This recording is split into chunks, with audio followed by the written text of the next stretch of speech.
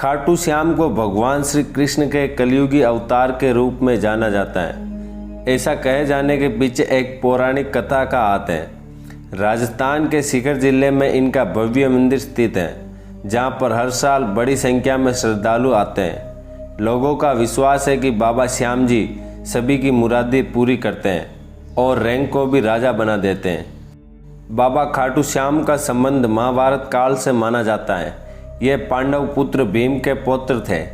ऐसी कथा है कि खाटू श्याम की अपार शक्ति और क्षमता से प्रभावित होकर श्री कृष्ण ने इन्हें कलयुग में अपने नाम से पूजे जाने का वरदान दिया था। महाभारत में लक्षागृह की घटना में प्राण बचाकर वन वन भटकते पांडवों की मुलाकात हिडिंबा नाम की राक्षसी से हुई। यह भीम को पति के रूप में प्राप्त करना चाहती थी। माता कुंती की आज्ञा से भीम और हिडिंबा का विवाह हुआ, जिससे घटोत्कच का जन्म हुआ। घटोत्कच का पुत्र हुआ बर्बरिक, जो अपने पिता से भी ज्यादा शक्तिशाली और मायावी था। बर्बरिक देवी का उपासक था। देवी के वरदान से उसे 3 दिव्य प्राण प्राप्त हुए थे, जो अपने लक्ष्य को भेद कर वापस लौट आते थे। इनकी वजह से बर्बरिक अजय हो गया। महाभारत के युद्ध के दौरान बर्बरिक युद्ध देखने के इरादे से कुरुक्षेत्र आ रहा था। श्री कृष्ण जानते थे कि अगर बर्बरिक युद्ध में शामिल हुआ तो परिणाम पांडवों के विरुद्ध होगा। बर्बरिक को रोकने के लिए श्री कृष्ण गरीब ब्राह्मण बनकर बर्बरिक के सामने आए। अनजान बनते हुए श्री कृष्ण ने बर्बरिक से पूछा कि तुम कौन हो और कुरुक्षेत्र क्यों जा रहे हो। जवाब में बर्बरिक ने बताया कि वह एक दानी योद्धा है, जो अपने एक बाण से ही महाभारत युद्ध का निर्णय कर सकता है। श्री कृष्ण ने उनकी परीक्षा लेनी चाहिए, तो उसने एक बाण चलाया, जिससे पीपल के पेड़ के सारे पत्तों में छेद हो गया। एक पत्ता श्री कृष्ण के पैर के नीचे था, इसलिए बाण पैर से ऊपर ठहर गया। श्री कृष्ण बर्बरिक की क्षमता से हैरान थे और किसी भी तरह से उसे युद्ध में भाग लेने से रोकना चाहते थे।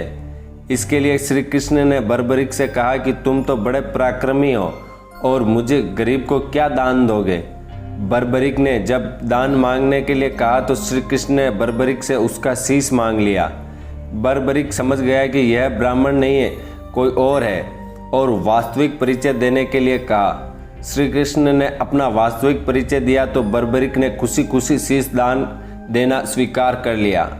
रात भर भजन पूजन कर फाल्गुन शुक्ल द्वादशी को स्नान पूजा करके बर्बरिक ने अपने हाथ से अपना शीश श्री कृष्ण को दान दे दिया। शीश दान से पहले बर्बरिक ने श्री कृष्ण से युद्ध देखने की इच्छा जताई थी, इसलिए श्री कृष्ण ने बर्बरिक के कटे शीश का युद्ध अवलोकन के लिए एक ऊंचे स्थान पर स्थापित कर दिया। युद्ध में विजय श्री प्राप्त होने पर पांडव विजय का श्रेय लेने हेतु वाद विवाद कर रहे थे। तब श्री कृष्ण ने कहा कि इसका निर्णय बर्बरिक का शीश कर सकता है। बर्बरिक के शीश ने बताया कि युद्ध में श्री कृष्ण का सुदर्शन चक्र चल रहा था, जिससे कटे हुए वृक्ष की तरह योद्धा रणभूमि में गिर रहे थे। द्रौपदी महाकाली के रूप में रक्तपान कर रही थी।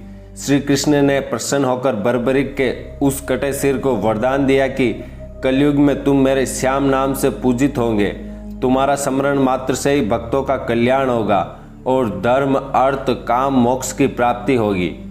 स्वप्न दर्शनोपरांत बाबा श्याम खाटू श्याम में स्थित श्याम कुंड में प्रकट हुए थे। श्री कृष्ण विराट शालिग्राम रूप में संवत 1777 से खाटू श्याम जी के मंदिर में स्थित होकर भक्तों की मनोकामना पूर्ण कर रहे हैं। प्रत्येक वर्ष होली के दौरान खाटू श्याम जी का मेला लगता है। इस मेले में देश विदेश से भक्तजन बाबा खाटू श्याम जी के दर्शन के लिए आते हैं। इस मंदिर में भक्तों की गहरी आस्था है। बाबा श्याम, हारे का सहारा, लखदातार खाटू श्याम जी, मोविन नंदन, खाटू का नरेश और शीश का दानी, इन सभी नामों से खाटू श्याम को उनके भक्त पुकारते हैं। खाटू श्याम जी के मेले का आकर्षक यहाँ से होने वाली मानव सेवा भी है। बड़े से बड़े घराने के लोग आम आदमी की तरह यहाँ आकर श्रद्धालुओं की सेवा करते हैं। कहा जाता है कि ऐसा करने से पुण्य की प्राप्ति होती है। भक्तों को इस मंदिर में इतनी आस्था है कि वह अपने सुखों का श्रेय उन्हीं को देते हैं। भक्त बताते हैं कि बाबा खाटू श्याम सभी की मुरादें पूरी करते हैं। खाटू धाम में आस लगाने वालों की झोली बाबा खाली नहीं रखते हैं।